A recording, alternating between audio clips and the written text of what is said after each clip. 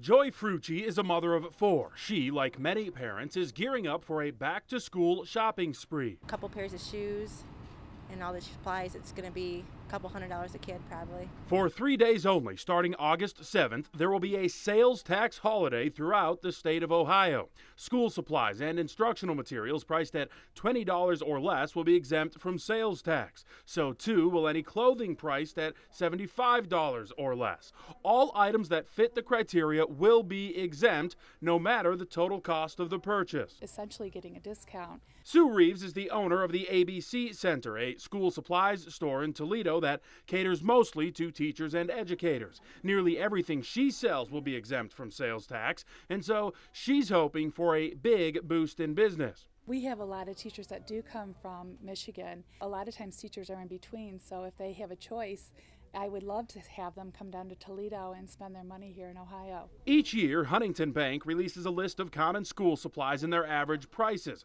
Based on that list, we calculated about $15 per student in tax savings in Lucas County, where the sales tax is 7.25%.